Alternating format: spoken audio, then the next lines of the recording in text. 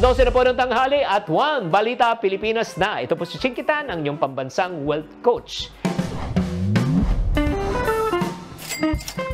Single ka ba? Ang tanong, how to enjoy single blessedness? Yes.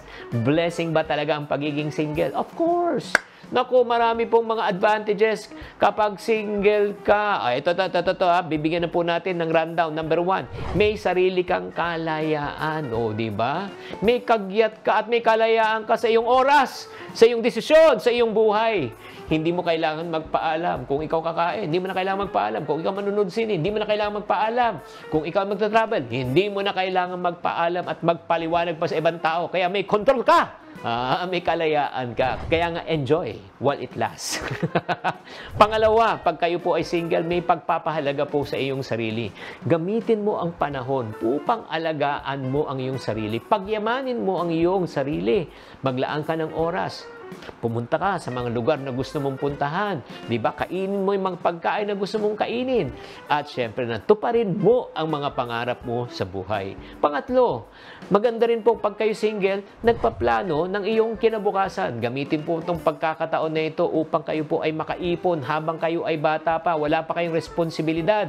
Diba? Huwag mong sabihin, tsaka na lang ako mag-iipon. Pag meron na ako, malapit na ako lumagay sa tahimik. Nako, kung kayo ay malapit na lumagay sa tahimik, kayo na magbabayad ng upa, kuryente, matrikula ng anak nyo, syempre, pandede ng anak, diaper ng anak nyo, mapapagastos ka. Kaya nga, the best time to save kapag ikaw pa ay single.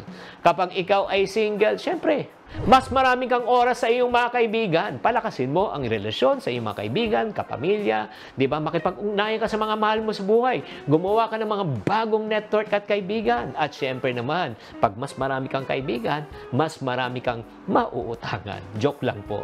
At next naman po, pag ikaw po ay single, mapapaundad mo ang sarili mong interes. Syempre, lahat ng mga passion mo, lahat ng gusto mo, pwede mo nang gawin. May kasabihan nga, mas maganda na magsawa ka na sa buhay single para pagdating ng panahon na ikaw ay magiging double na, ikaw ay handa na.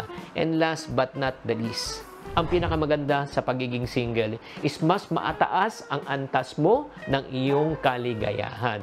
In other words, nagagawa mo na yung gusto mo, na-fulfill mo na mga plano mo, at syempre, maging kasiya-siya ka sa iyong sariling buhay. At parati kong sinasabi, para sa mga single na nakikinig po sa programang ito, tatandaan niyo po ito. If you cannot be happy with your single life, you will never be happy with your married life.